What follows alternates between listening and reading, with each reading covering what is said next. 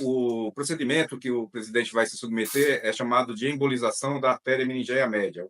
É o nome técnico. Consta de uma punção, né, semelhante àquelas punções que todos nós fazemos para colher sangue em laboratório, claro, guardadas as devidas proporções. Então, a artéria na virilha é acessada por uma punção, por agulha, e dentro da agulha entra um catéter. E esse catéter ele navega através do organismo guiado por raio-x. Então, a ponta do catéter vai na localização de uma artéria que está entre o cérebro e o osso, na chamada meninge, na dura mater, e a ponta desse catéter é oca. Então, nós injetamos na extremidade que fica fora do corpo, na virilha, um líquido embólico, que é um líquido viscoso, e esse líquido se espalha dentro da artéria e obstrui a artéria.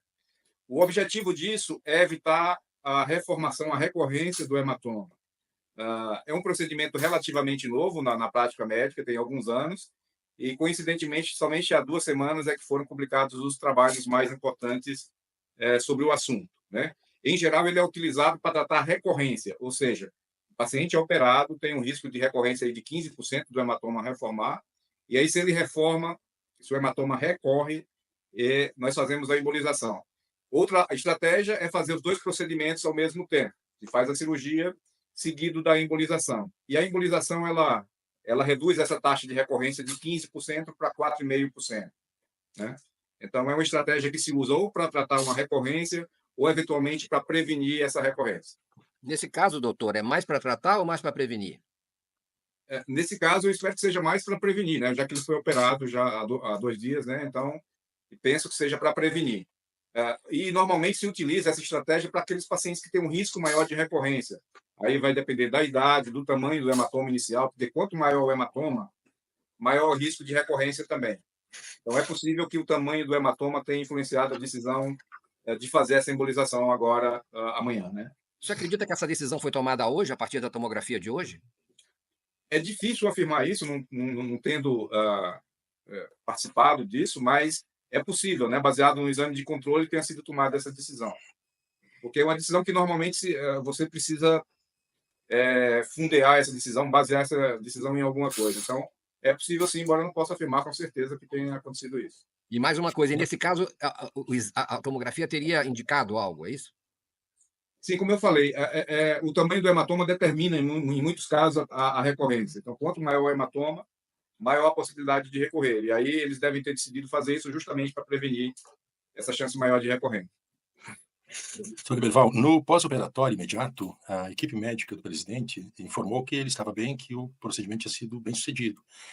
Não mencionou nenhuma necessidade de um procedimento de intervenção complementar. Né?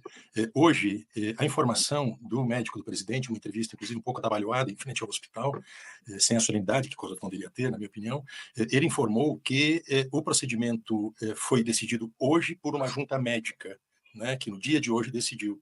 Então, isto não significa que houve um recrudescimento do problema ao invés de uma reversão total? O que acontece nesses casos, Miola, é o seguinte: o efeito inicial de massa, de expansão do hematoma, ele é aliviado pela cirurgia. Então, o paciente fica muito bem depois do procedimento, e parece que é o caso, o presidente está lúcido, conversando e interagindo normalmente com as pessoas, e os exames de imagem é que vão nortear depois as condutas a serem feitas. Então, muito provavelmente, essa decisão foi tomada, já devia ter sido considerada, certamente, porque é sempre uma possibilidade, mas deve ter sido aí fundamentada baseada nos exames de controle que ele fez, né? Ou uma ressonância, ou uma tomografia. Pois é, hã, esse tratamento, né, que está sendo feito, essa, complementação da cirurgia, vai necessitar de uma anestesia geral? Quanto tempo dura, uma intervenção como essa e quais riscos o paciente tem numa idade já mais, alta? Florestan, o procedimento é um procedimento que dura cerca de 1 hora, no máximo, 40 minutos, 45 minutos.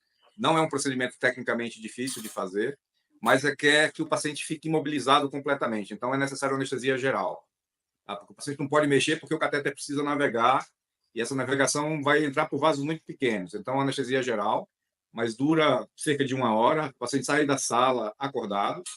Então, ele é uma anestesia muito rápida e não é feito em centro cirúrgico, é feito numa sala de angiografia, numa sala de cateterismo, né? É um outro teatro, não é o mesmo teatro do centro cirúrgico, não é feita incisão, não fica nem curativo. Muitas vezes é só um pequeno curativo no sítio de punção. As complicações, elas variam na literatura de 1 a 4%. Tá? Desde complicações mais leves, como problemas no sítio de punção, formação de hematomas, até complicações de maior monta, como um AVC, por exemplo. Mas, estatisticamente, aí, na maioria das vezes, as complicações são menores do que 1%. Esse estudo que eu citei agora, que eu mencionei, de 2 semanas atrás, encontrou uma taxa de complicação maior de 4,5%. Mas os outros estudos, a taxa de em torno de 1% ou menos de 1%. E esse tipo de